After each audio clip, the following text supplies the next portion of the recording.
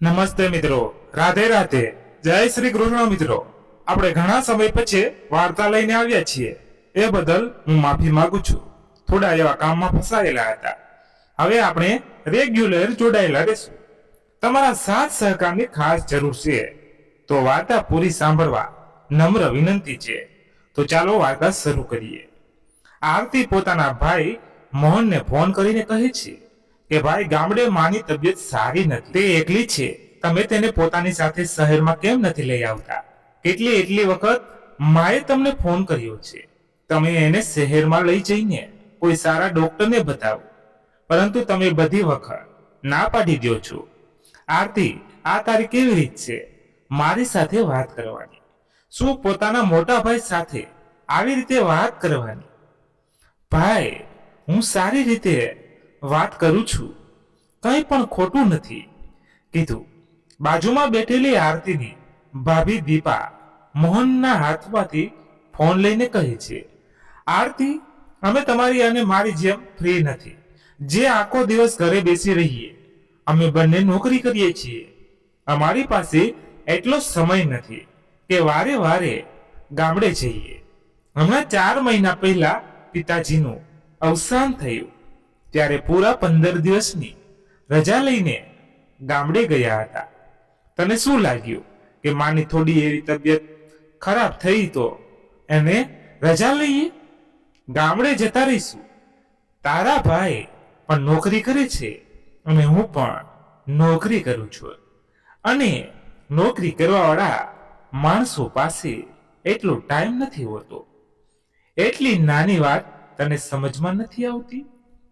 વારે વારે માં બેટી ફોન કરીને હેરાન કરો છો. ગામડે આવી જાઓ. ગામડે જતા રહ્યો, બસ આ જ કામ રહી ગયું છે. શું મારા માટે ગામડે માં નવરી બેઠી છે અને સાસરે તું નવરી બેઠી છે? નોકરી કરતી હોય તો તને ખબર પડે કે કેટલું વ્યસ્ત હોઈએ છીએ અમે બંને. ભાભી જે નોકરી ના કરતા હોય, શું એની પાસે કોઈ કામ નથી હોતું? તે આખો દિવસ દિવાલ સાથે માથું પટકાવીને બેઠા હોય છે. એક વાર મારે સાસરે આવીને જોઈ લ્યો, કેટલું મોટું ઘર પરિવાર છે. બધું એકલું સંભાળું છું, બાળકો સાચવું છું, 3 ટાઈમનું જમવાનું બનાવું છું. ભલે તમે નોકરી કરતા હશો, પરંતુ અમને પણ આખો દિવસ કામ કરવામાંથી નવરાઈ નથી મળતી. અને અત્યારે તમે બંને એકલા છો. આરામથી બેનું ટિફિન બનાવીને ઓફિસે જવા નીકળી જાવ છો. આરતીની વાત સાંભળીને એની ભાભી દીપા તમતમી જાય છે અને કહે છે, જો તને માની એટલી જ ચિંતા છે તો માને તારી પાસે કેમ નથી બોલાવી લેતી? ઠીક છે ભાભી, જો તમે માને નથી બોલાવી શકતા તો હું જ માને બોલાવીને ડોક્ટરને બતાવી દઈશ. આટલું કહીને આરતી ફોન કાપી નાખે છે. જોઈ રહ્યા છો પોતાની બહેનના તેવર કેવી આંખો બતાવતી હતી મને. હવે માને બોલાવવાને 4 માણસોને અને 4 સંબંધીઓને બતાવશે કે તે માની સેવા કરે છે, અને તેના પુત્રવધુ અને પુત્ર ડોક્ટર પાસે નથી બતાવતા. બધા લોકો મને જ સંભળાવશે. આજ તો તારી બહેન ઈચ્છે છે માને પણ 2 દિવસ તાવ શું આવે, આખું ઘર માથે ચડાવી લેશે. પુત્રી ને બધું કહેવાની શી જરૂર છે? આ દીપા, તું સાચું કહે છે. માની આ ટેવ સારી નથી. 2 દિવસ બીમાર પડે છે અને બધી જગ્યાએ ઢીંઢોળો પીટે છે. પુત્ર વધુની લઈને પુત્રીના સાસરિયા સુધી બધું કહી દેશે. આરતી માને પોતાને ઘરે લઈને જાય છે. પહેલા હું માને ફોન કરી દઉં છું કે હું તેને લેવા માટે આવું છું, નહીં તો મારે બધા લોકોની વાતો સાંભળવી પડશે. જમવાના ટેબલ પર સવારની 2 કપ કોફી રાખીને દીપા કહે છે, તારી બહેનના ફોને મારું મૂડ ઓફ કરી દીધું છે. સવારમાં ફોન કરે છે, એ પણ નથી જોતી કે આપણા બંનેનો ઓફિસે જવાનો ટાઈમ છે. મોહન માને ફોન કરે છે કે માં, પોતાનો તમારો સામાન પેક કરી લ્યો, હું કાલે તમને લેવા આવું છું. પુત્રની વાત સાંભળીને કાવેરીજી ખૂબ જ ખુશ થાય છે. ઠીક છે પુત્ર, આવી જા, પછી હું તારી સાથે શહેર આવીશ. મારું અહીંયા એકલા ઘરમાં મન નથી લાગતું. પહેલા તારા પપ્પા હતા એટલે કઈ વાંધો નહોતો, પરંતુ જ્યારથી તારા પપ્પા મને મૂકીને ગયા છે ને ત્યારથી મારું આ ઘરમાં મન જ નથી લાગતું. ખાલી ઘર કરડવા દોડે છે. પુત્ર વધુ પાસે રહીશ તો સારું લાગશે. જંજીલે તો છોકરો કહે છે, ઠીક છે, હવે ફોન મૂકું છું, ઓફિસ જવા માટે મોડું થાય છે. આ બાજુ કાવેરીજી પુત્ર સાથે જવા માટે બેગમાં થોડા કપડાં મૂકી દેશે.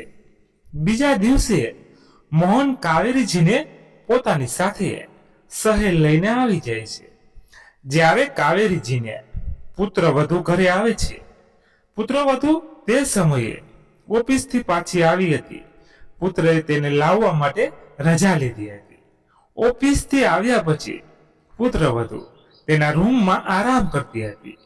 કાવેરીજી મોહનને પૂછે છે, બેટા બહુ નથી દેખાતી. માં તે ઓફિસથી આવી છે ને તો આખો દિવસ કામ કરીને થાકી જાય છે એટલે આરામ કરે છે. હા બેટા ઠીક છે. આટલું કહીને કાવેરીજી એક નાની એવી રૂમમાં જતી રહે છે. રૂમમાં વસ્તુમાં માં એક નાની એવી પલંગ પડી છે અને ઉપર એક પંખો છે. પુત્રવધુ તેના રૂમમાં સૂતી છે અને પુત્ર પણ ફોનમાં વ્યસ્ત છે. રૂમમાં બેઠા બેઠા કાવેરીજી ખૂબ જ કંટાળી ગઈ. કોઈ એની સાથે વાત કરવા વાળું નથી. ગામડે તો કોઈકનું કોઈક એની સાથે વાત કરવા વાળું રહેતું. પુત્ર પાસે જઈને કહે છે, બેટા જ્યારથી હું આવી છું પુત્રવધુ સૂતી જ છે. કલાક થવા આવી અને તું પણ ફોનમાં વ્યસ્ત છે. મારી સાથે કંઈક વાત કરી લે. મને એકલા રૂમમાં નથી ગમતું. હવે તારી સાથે શું વાત કરું માં? એમ પણ આખો દિવસ આવવા જવામાં હું થાકી ગયો છું. તું પણ પોતાની રૂમમાં આરામથી જઈને બેસ. શહેરમાં બધા લોકો કામની જ વાત કરે છે, પોતપોતાના કામોમાં વ્યસ્ત રહે છે. તું પોતાની પુત્રવધુ સાથે સાજી વાતચીતની આશા ન રાખતી, કેમ કે તે નોકરી કરે છે, એની પાસે સમય નથી રહેતો. અમે બંને સવારે જ ઓફિસે જવા નીકળી જઈએ છીએ. ત્યારે જ પુત્રવધુના રૂમની બહાર નીકળવાનો અવાજ આવે છે. ઓહો, માજી આવી ગઈ. તમે ફોર્માલિટી માટે? કાવેરીજીના ગોઠણ સુધી પગે લાગે છે. મોહન તે હજુ સુધી બ્લેક કોફી નથી બનાવી. તને ખબર છે ને, હું સાંજે જઈને સૂઈને જાગું છું ત્યારે મને બ્લેક કોફી પીવાની ટેવ છે. ઓહ ડાર્લિંગ, હું તો ભૂલી જ ગયો. ફોનમાં એટલો વ્યસ્ત થઈ ગયો કે બ્લેક કોફી બનાવવાનું ભૂલી ગયો. હમણાં તારી માટે બ્લેક કોફી બનાવીને લાવું છું. પુત્રવધુના રૂમમાંથી ઉઠીને સોફા પર આવીને બેસી ગઈ અને તે પણ ફોન જોવા માંડી. મોહન રસોડામાં કોફી બનાવવા માટે જતો રહ્યો. કાવેરીજી મનમાં વિચારવા લાગી, કલાક ઉપર થઈ ગયું મને ઘરમાં આવ્યા ને. ના કોઈ એ મને એક ગ્લાસ પાણી કે ચા માટે પણ ન પૂછ્યું. પુત્ર તેની પત્ની માટે બ્લેક કોફી બનાવવા શકે છે, તો શું મારી માટે એક કપ ચા નથી બનાવી શકતું? કાવેરી હિંમત કરીને સોફા પર બેઠી પુત્રવધુને કહે છે, મારી ચાનો સમય થઈ ગયો છે, મારી માટે એક કપ ચા બનાવી દે. એમ પણ આખા દિવસમાં આજે ચા નથી પીતી. મોહન, માજીને રસોડામાં લઈ જા અને એને કે ચાની ભૂકી અને ખાંડ આ બધું ક્યાં પડ્યું છે, જેનાથી તે રોજે પોતાના માટે ચા બનાવી લે. મારી પાસે એટલો સમય નથી હોતો કે હું સવાર સાંજ તેના માટે ચા બનાવ્યા કરું. સવારથી લઈને સાંજ સુધી ઓફિસમાં રહું છું અને ત્યાંથી આવ્યા પછી કામ કરવાની મારામાં તાકાત નથી. પુત્રવધુની વાત સાંભળીને કાવેરીજી ચકિત થઈ ગઈ કે ઘરમાં આવ્યાનો એક દિવસ નથી થયો. પુત્રવધુએ રસોડાનો રસ્તો બતાવી દીધો. માં, અહીંયા રસોડામાં જ આવીશ, તને બતાવી દઉં કે કઈ વસ્તુ ક્યાં રાખી છે, કેમ કે અમે બંને તો સવારમાં જ આખા દિવસ માટે ઓફિસે જતા રહીશું. ઘરે તો તારે જ રહેવાનું છે. તો તારા ખાવાની વ્યવસ્થા પણ તારે જ કરવી પડશે, નહીં તો તું પછી હેરાન થઈ રહીશ. એટલે સારું છે કે આજે જ બધી વસ્તુ જાણી લે. સમજી? તને કામ કરવામાં સરળતા પડશે. મોહન રસોડામાં મૂકેલો સામાન બતાવવા લાગે છે કે કેમાં શું પડ્યું છે. એના પછી કાવેરીજીને, માં તું તારી ચા બનાવી લે એમ કહીને બ્લેક કોફી લઈને હોલમાં આવી જાય છે. આ તો છે ડાર્લિંગ, તારી માટે બ્લેક કોફી બનાવી દીધી છે. કાવેરીજીએ એક તપેલીમાં દૂધ, ચાની ભૂકી અને ખાંડ, પાણી નાખીને પોતાના માટે એક કપ ચા બનાવી લેશે. કાવેરીજીને પુત્રવધુનું વર્તન સારું નથી લાગતું. તેનું મન પુત્રવધુના આ વર્તનથી દુઃખી હતું. થોડી વાર પછી પુત્ર પોતાને સાંજની કોફી બનાવવા માટે જાય છે અને તે પહેલા માને કહે છે કે માં કાલે સવારે 8 વાગ્યે ડોક્ટર પાસે અપોઇન્ટમેન્ટ લીધી છે, તને બતાવવા માટે. આટલું કહીને પુત્ર પોતાની સાંજની કોફી માટે જતો રહે છે. ત્યારે ઘરમાં ખાવાનું બનાવવા વાળી માસી જાય છે. દીપા અને મોહન ડાયટિંગ પર હતા એટલે તે હળવું ફળવું ખાવાનું જ ખાતા. સાંજે ખૂબ હળવું ખાવાનું ખાય છે. કાવેરીજીની તબિયત સારી નહોતી એટલા માટે તે દૂધ દલિયા બનાવી લેશે. રાત્રે કાવેરીજીને વધારે તાવ આવી જાય છે. હાથ પગમાં ખૂબ પીડા થાય છે. પુત્રવધુને ખૂબ અવાજ લગાવે છે, પરંતુ બંને પોતાની રૂમમાં એસી ચાલુ કરીને સૂતા હોય છે. કોઈને માનો અવાજ નથી સંભળાતો. આખી રાત કાવેરીજી પીડામાં જોરથી રહે છે. સવારે પુત્ર જાગીને હોસ્પિટલ જવા માટે તૈયાર થઈ ગયો. રૂમમાં ગયો તો માં હજી સુધી સૂતી હતી. ગુસ્સામાં કહેવા લાગ્યો, શું માં તું હજી સુધી સૂતી છે? મેં તને કાલે જ કહી દીધું હતું કે વહેલા તૈયાર થઈ જજે. મેં ઓફિસથી ખાલી અડધા દિવસની જ રજા લીધી છે, એના પછી મારે ઓફિસે જવું છે. તું અહીંયા મને મોડું કરાવી દેશ તો ઓફિસ માટે પણ મોડું થઈ જશે. પુત્રનો અવાજ સાંભળીને હડબડી માં કાવેરીજી જાગે છે અને કહે છે, બેટા મને આખી રાત ખૂબ વધારે તાવ આવ્યો હતો. હાથ પગમાં ખૂબ પીડા થાય છે. એવું લાગે છે કે પગને કોઈએ ચકડી રાખ્યો છે. સરખી રીતે ચલાતું પણ નથી. માતા, ઓમાં આવું બધું થતું રહે છે. હવે તું જલ્દીથી તૈયાર થઈ જા. દીપા કહે છે, મોહન જમવાના ટેબલ પર તારા સ્પ્રાઉટ્સ પડ્યા છે, ખાઈ લેશે. મેં ટિફિનમાં પણ સલાડ અને સ્પ્રાઉટ પેક કરી દીધું છે, ખાઈ લેશે. આપણું બંનેનું આમાં થઈ જશે. માજીને જે કંઈ પણ ખાવું હશે રસોડામાં જઈને બનાવી લેશે, કેમ કે હવે 4 દિવસ સુધી આપણી મેટ પણ રજા ઉપર ગઈ છે.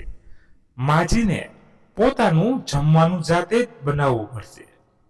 કાવેરીજી પુત્રવધુની વાત કાવેરીજીને સાંભળીને કહે છે, પુત્રવધુ, મારી તબિયત ગામડે જ સારી નથી. અહીંયા તમારી પાસે આટલા માટે જ આવી કે સારી રીતે ઈલાજ કરાવી શકું. શું તારી ઘરડી સાસુને બીમાર હાલતમાં પણ ખાવાનું બનાવીને નથી ખવડાવી શકતી?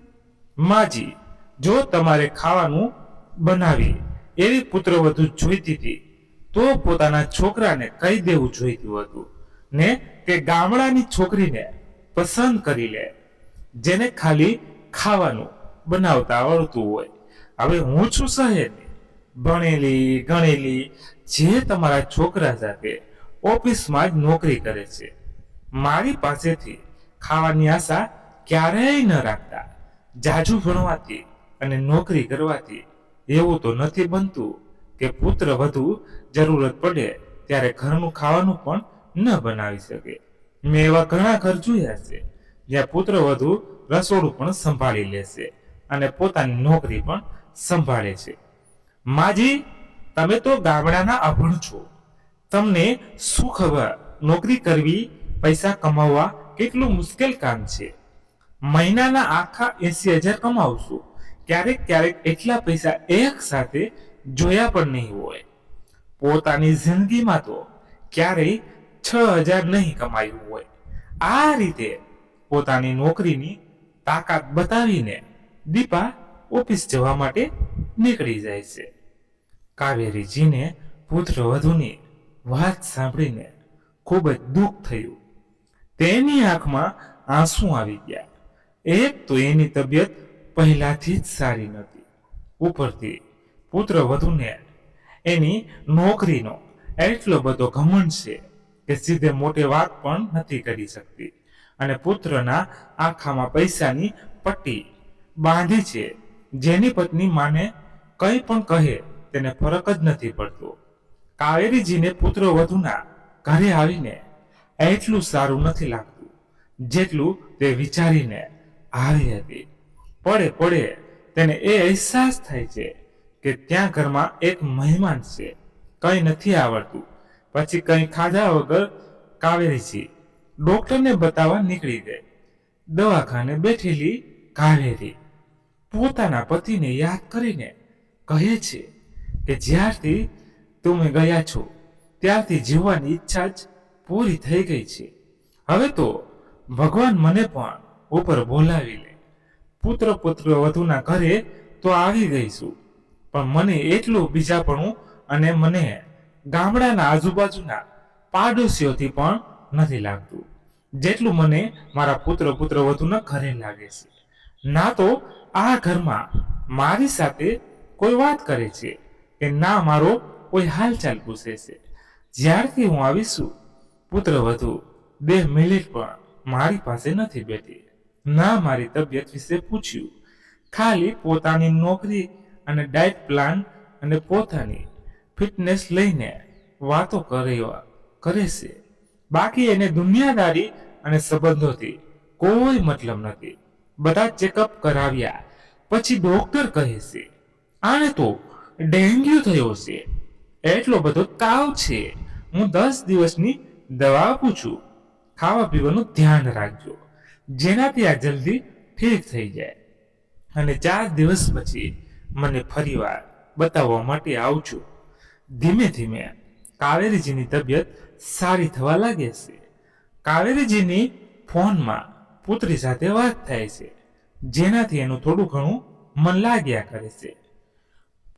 પુત્ર વધુ ઓફિસ જતા રહે છે તો આખો દિવસ ઘરમાં મન નથી લાગતું. કંઈક રીતે તે સમય પસાર કરે છે.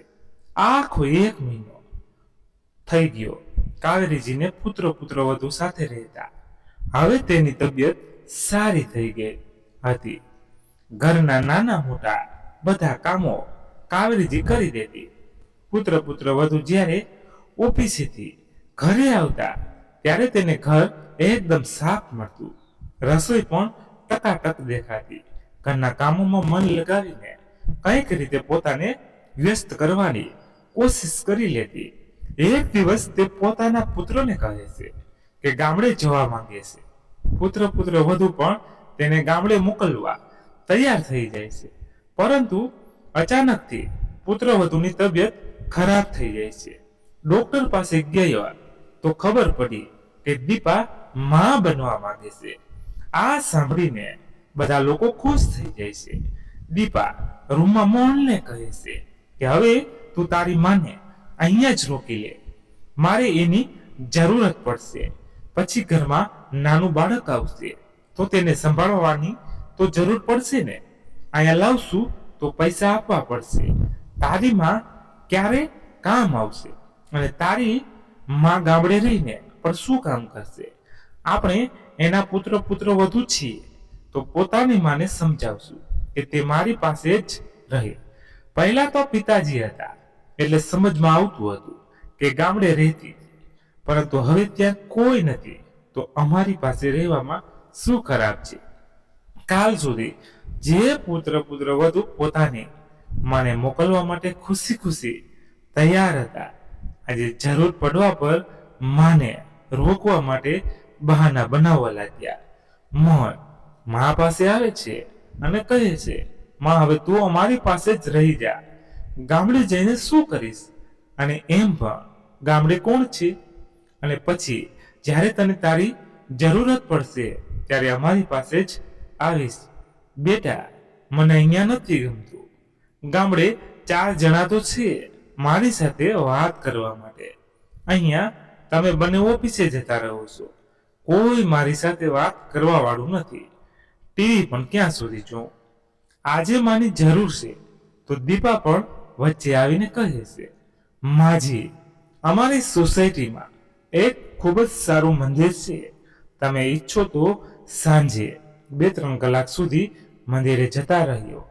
ત્યાં તમારા ઉંમર જેવડી બધી સ્ત્રીઓ આવે છે, જ્યાં એકબીજા સાથે વાતચીત પણ થઈ જશે અને ભજન કીર્તન પણ થાય છે. અને કાલે તમારો પોત્રો પોત્રી આવશે તો હું નથી ઈચ્છતી કે તેને તેની દાદીનો પ્રેમ ન મળે. કાવેરીજીને પોતાની પુત્ર વધુનો બદલતો સ્વભાવ સમજમાં આવે છે. કાવેરીજીની બેટી આરતી પણ કહે છે કે માં, તમે ભાઈ ભાભી સાથે રોકાઈ જાઓ. ગામડે એકલી જઈને શું કરશો? જો તારી તબિયત ફરીવાર ખરાબ થઈ તો પાછું આવવું પડશે. અને પછી થોડા જ મહિનાઓમાં ઘરમાં એક બાળક આવશે જેનાથી તારું મન લાગ્યા કરશે.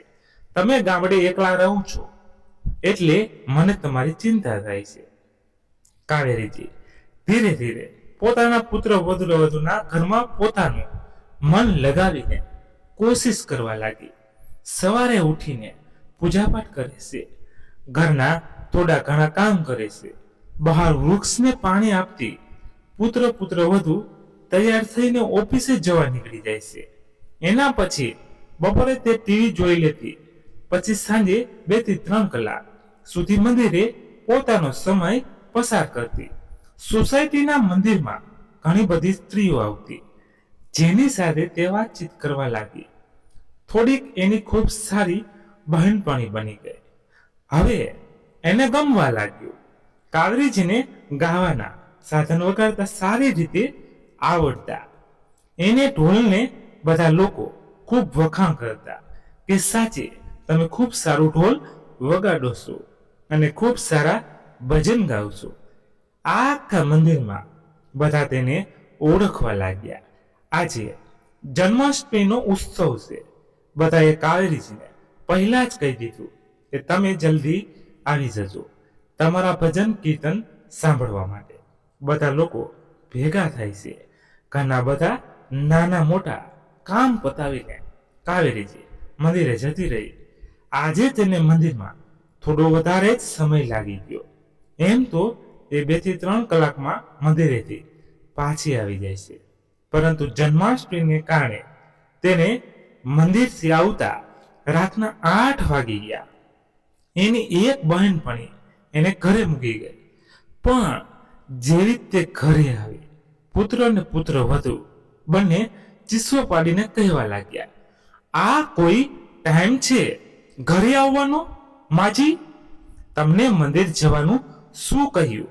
તમે તો આખો દિવસ મંદિરમાં ઢોલ જ વગાડ્યા કરો છો.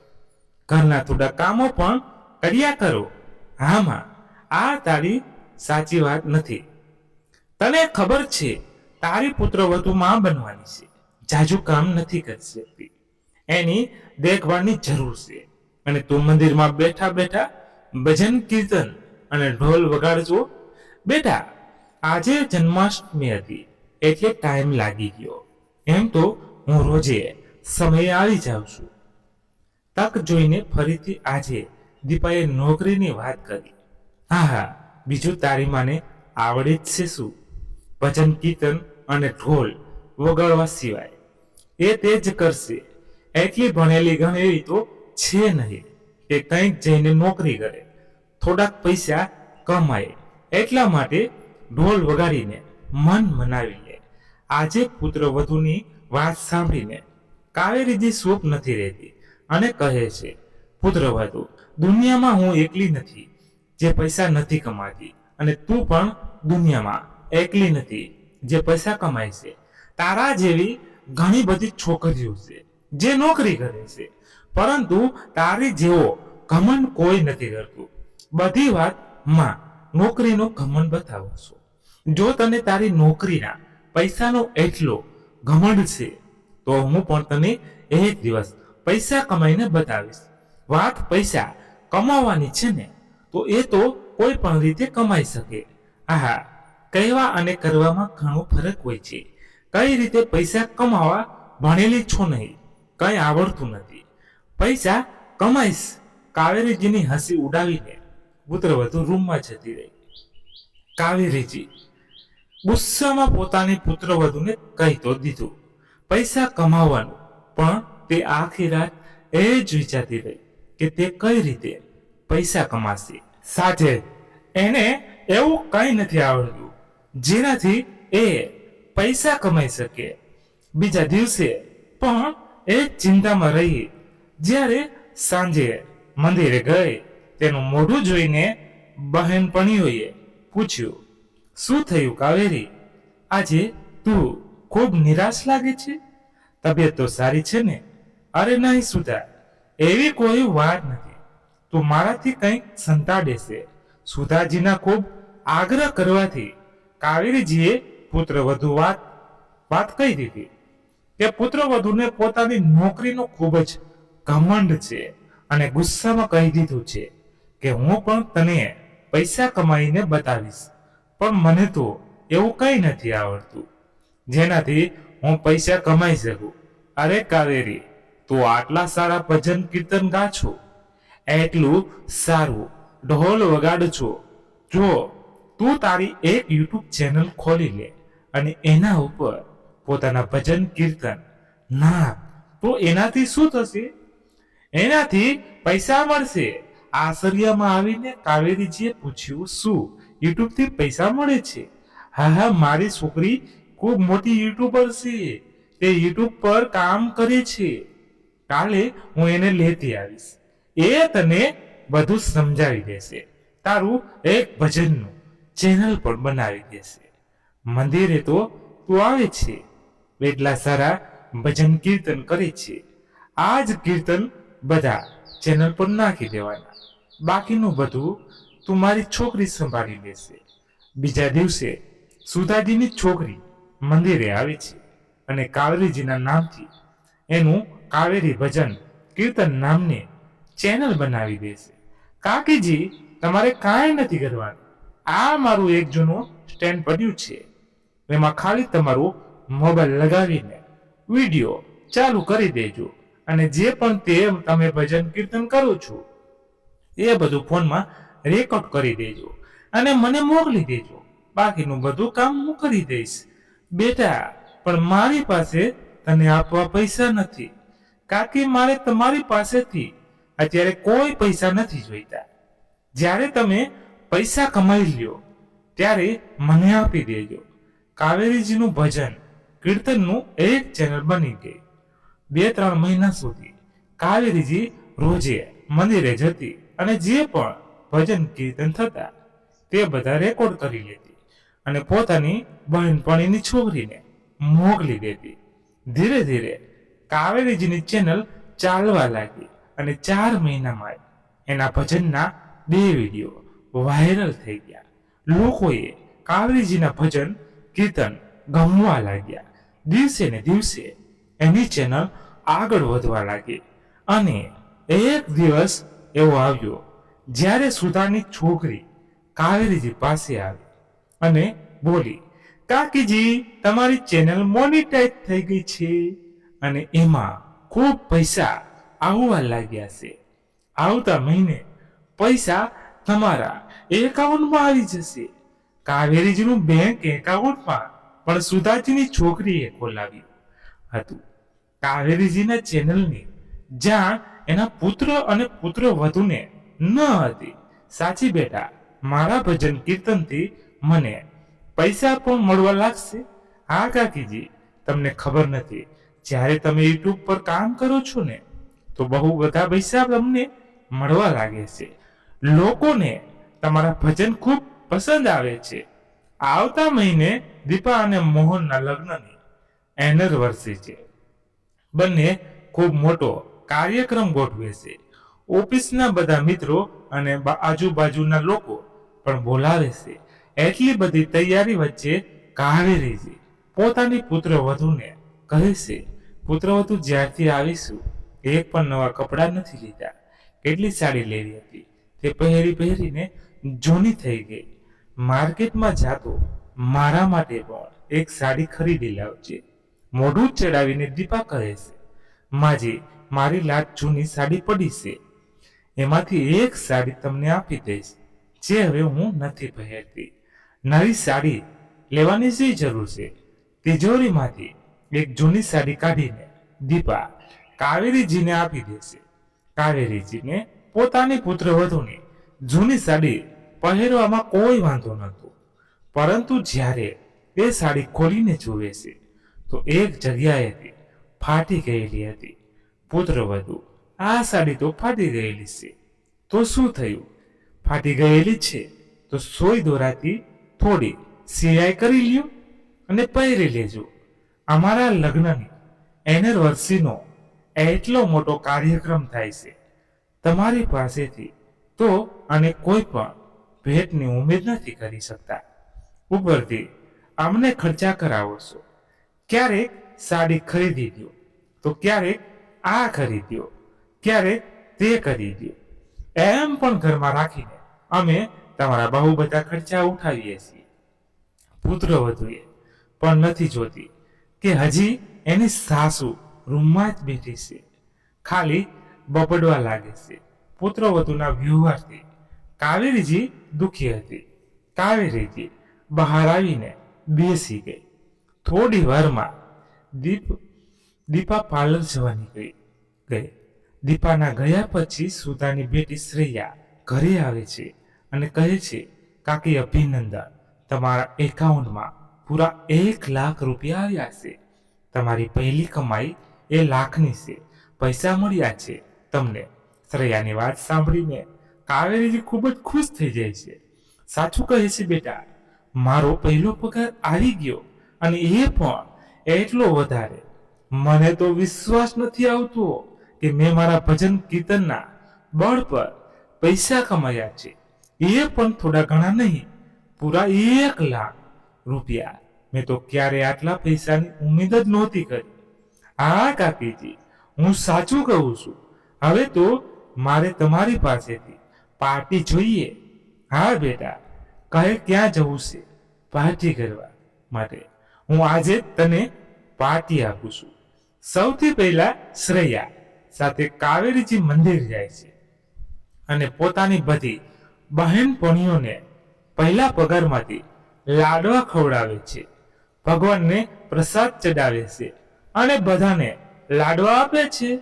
બધા લોકો કાવેરીજીને ખૂબ અભિનંદન પાઠવે છે અને કહે છે, કાવેરીજી આજે જોયું તે પોતાના બળ પર આજે પૈસા કમાઈ જ લીધા.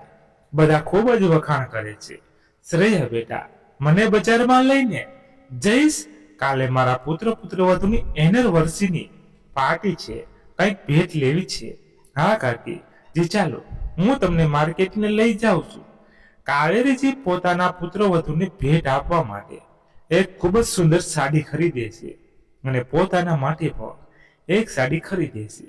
શ્રેયાને પણ એક ડ્રેસ લેવડાવે છે અને સાથે શ્રેયાને એના કામ કરવાના થોડાક પૈસા પણ આપે છે અને કહે છે, બેટા જો તું ના હોય તો હું આ પૈસા પણ ક્યારેય ના કમાઈ શકે. બસ કાકીજી, તમે આમ જ કામ કરતા લેજો. ખુશીથી કાવેરીજી ઘરે પાછી આવી ગઈ. જમવાના ટેબલ પર મૂકેલી સાડી એને વારે વારે પકડીને જોવે છે, કેમ કે આજે એને એ સાડીઓને જોઈને ખૂબ જ આનંદ થાય છે, કેમ કે એને પોતાની પહેલી કમાઈથી ખરીદી છે. પુત્રવધુ માટે સાડી ખરીદી છે અને પુત્ર માટે પણ પેન્ટ શર્ટ લાવી છે. બીજા દિવસે બધા લોકો ઘરે આવી ગયા. કાવેરીજીની દીકરી આરતી પણ આવી હતી. આખું ઘર બધા મહેમાનોથી ભરેલું હતું. કેક કાપ્યા પછી બધા લોકો દીપા અને મોહનજીને ભેટ આપવા લાગ્યા. ત્યારે કાવેરીજી એક ખૂબ સુંદર સિલ્કની સાડી પહેરીને પોતાના રૂમમાંથી આવે છે. સાસુને એટલી મોંઘી સાડી પહેરતા જોઈ દીપા પોતાના પતિ મોહનને કહે છે, આટલી મોંઘી સાડી તે ખરીદી દીધી છે? માજીને આટલા બધા પૈસા ખર્ચવાની શું જરૂર હતી? નહીં દીપા, મેં આ સાડી નથી ખરીદી. આજે કાવેરીજી પાસે પુત્રવધુનો નોકરી વાળો ઘમંડ ઉતારવાની સારી તક હતી. પુત્રવધુના હાથમાં લાવેલી ભેટ આપીને કાવેરીજી કહે છે, આલે બેટા, પૂરા 5,000ની સાડી ખરીદીને લાવીશું. આંખો ફાડીને દીપા કહે છે, શું માજી 5,000ની સાડી ખરીદી છે? ક્યાંથી આવ્યા એટલા બધા પૈસા? પાકું તે મોહન પાસેથી પૈસા માંગ્યા હશે. દીપા ગુસ્સામાં મોહનને કહે છે, મોહન, મને એટલા બધા પૈસા આપવાની શું જરૂર હતી? આપણા પૈસા લઈને જ આપણને જ ભેટ આપે છે, શું જરૂર હતી આવી ભેટ લાવવાની? જો પોતાના પૈસાથી ભેટ લાવે તો અમને પણ ખૂબ ખુશી થાય. અમારા પૈસાની ભેટ અમને આપે છે. આજે ફરીવાર પુત્રવધુને બધાની સામે કાવેરીજીની બેઇજ્જતી કરી. બધા લોકો પુત્રવધુની વાત સાંભળીને આશ્ચર્યચકિત થઈ ગયા કે કેવી રીતે બધાની સામે પુત્રવધુ પોતાની ઘરડી સાસુની વાત કરે છે. કાવેરીજી કડક અવાજમાં કહે છે, મેં કોઈ પાસેથી પૈસા નથી લીધા. આ સાડી મેં પોતાના પૈસાથી ખરીદી છે, પોતાની પહેલી કમાઈથી ખરીદી છે. હવે હું પણ પૈસા કમાઉં છું અને આજે મને પહેલો પગાર મળ્યો છે, એ પણ આખા 1 લાખ રૂપિયા. એ જ પૈસામાંથી મેં તારી અને તારી માટે આ સાડી ખરીદી છે. ચિંતા ન કર પુત્રવધુ, હવે હું પણ પૈસા કમાઉં છું. હવે હું પણ તારા બરાબર થઈ ગઈ છું. ભણેલી ગણેલી નથી તો શું થયું? આજે હું પણ તારી કરતા વધારે પૈસા કમાઉં છું. માની વાત સાંભળીને પુત્ર અને પુત્રવધુ બંને સ્તનબંધ થઈ ગયા કે મારી માં એવું શું કામ કરે છે જે અમને નથી ખબર અને એટલા પૈસા કમાય છે? ત્યારે દીપાની એક બહેનપણીએ જે એનિવર્સરીની પાર્ટીમાં આવી હતી તે કાવેરીજીને જોઈને કહ્યું છે, અરે કાકીજી, તમે તો દીપાના સાસુમાં છો? મને તો ખબર જ નહોતી. હું હંમેશા તમારા ભજન સાંભળું છું. ખૂબ સારા ભજન હોય છે તમારા અને તમે ઢોલ તો કેટલો સારો વગાડો છો. દીપા, સાચે તારી સાસુ પાસે ખૂબ ટેલેન્ટ છે. તારે પણ તારી સાસુ પાસે 1-2 ભજન શીખી લેવા જોઈએ. માજી, તમે ક્યારેય કીધું નહીં કે તમારી યુટ્યુબ પર ભજનની એક ચેનલ છે અને એમાંથી એટલા બધા પૈસા કમાવું છો. પુત્રવધુ, આજે તો કહી દીધું ને. બધા લોકો દીપાને કહેવા લાગ્યા કે દીપા, હવે તો તારી સાસુમાં પણ નોકરી કરે છે અને પૈસા કમાય છે. તારી સાસુમાનો પગાર તો તારી કરતા પણ વધારે છે. હસતી હસતી કાવેરીજી કહે છે, હા હા, આ વાત તો બિલકુલ સાચી છે. પુત્રવધુ તો 80,000 કમાય છે, પણ મારો પગાર તો 1 લાખ રૂપિયા છે. હું પુત્રવધુ કરતા જાજા પૈસા કમાઉં છું. કેમ પુત્રવધુ? હવે તો નહીં કે ને કે હું કમાતી નથી, મને કંઈ આવડતું નથી. કાવેરીજીની વાત સાંભળીને પુત્રવધુ શર્મિંદા થઈ ગયા. એને કંઈ સમજમાં નહોતું આવતું કે એ પોતાની માને શું કહે. પછી કાવેરીજી પુત્રવધુને કહે છે કે પુત્રવધુ, એક વાત તને કહેવા માંગુ છું. ક્યારેય પણ જિંદગીમાં કોઈ વસ્તુનો ઘમંડ નહીં કરવાનો. એવું થઈ શકે છે કે તારા પાસે જે આવડત છે તે બીજા પાસે પણ હોય, પરંતુ બધા પાસે એક પોતાનો ગુણ હોય છે. તારી પાસે જે ગુણ છે તે હું નથી શીખી શકતી અને મારી પાસે જે આવડત છે એ તું નથી શીખી શકતી. રહી વાત પૈસા કમાવાની, તો પૈસા તો માણસ પોતાનામાં આવી જાય તો કમાઈ જ લેશે, પરંતુ પોતાની નોકરીની કોઈને ઘમંડ ન બતાવવો જોઈએ. તને તારા માતા પિતાના ઘરમાં એવું જ વાતાવરણ મળ્યું અને એવું જ ભણતર મળ્યું એટલે આજે તું નોકરી કરે છે, પરંતુ મને અને મારી જેવી ઘણી મહિલાઓને તક નથી. તો ક્યારે એને એ કારણથી અપમાન ન કરવો જોઈએ. એ નોકરી નથી કરતી. આ તે પોતાની મા પાસે આવે છે અને હાથ પકડીને કહે છે, માં, તે મને પણ ના કહ્યું? સાચે માં, તો કમાલ છે, આટલું મોટું કામ કરી દીધું. આજે તમે ભાભી કરતા પણ વધારે પૈસા કમાઈને બતાવી દીધા. હવે તમે કોઈનાથી નાના નથી. કેમ ભાભી, સાચું કીધું ને? મેં આરતીની વાત સાંભળીને શરમથી દીપાની આંખ નહોતી ઉઠાવી શકતી. એને પોતાની ભૂલનો અહેસાસ હતો કે એણે કેટલી વાર એને સાસુનું અપમાન કર્યું છે. દીપા સાસુમા પાસે આવે છે અને કહે છે, માજી, મને સમજમાં આવી ગયું કે મેં જે કર્યું તે ખોટું છે. હવે હું આજ પછી કોઈને ક્યારે પોતાની નોકરીનો ઘમંડ નહીં બતાવું. મને માફ કરી દો. મોહન પણ કહે છે, માં, માફ કરી દો. અમારાથી બહુ મોટી ભૂલ થઈ ગઈ છે. જે અમે તમને આવું કર્યું, શું તમે તમારા બાળકોને નહીં માફ કરો? કાવેરીજી સમજદારી અને પોતાના પુત્રવધૂને માફ કરી દેશે, કેમ કે તે પણ પોતાના પુત્ર અને પુત્રવધૂથી અલગ રહેવા નહોતી માંગતી. ઘરમાં આગળ જઈને પુત્ર કા પોત્રી મળવાથી જેનાથી તેને ખૂબ જ સારું લાગશે, પરંતુ હવે તે પુત્ર અને પુત્રવધૂના ઘરમાં સાંભળીને નહીં, પરંતુ ખૂબ જ સન્માન સાથે રહેશે. પુત્રવધુ પણ તેનું કહેવું માનવા લાગી છે અને કોઈ પણ ટોણા એની સાસુમાને નથી સજાવતી. કાવેરીજીને પુત્રવધુના ઘરમાં ગમવા લાગ્યું છે અને થોડાક જ દિવસમાં એક નાની પોતરી એના ઘરમાં આવી અને જોઈને કાવેરીજી ખૂબ જ ખુશ થાય છે. મિત્રો, આ હતી આજની વાર્તા, અહીં પૂર્ણ થઈ. મિત્રો, તમારા વિચાર કોમેન્ટ બોક્સમાં જરૂર લખજો, કારણ કે તમારા દરેક કોમેન્ટમાંથી અમને ઘણું શીખવા મળે છે.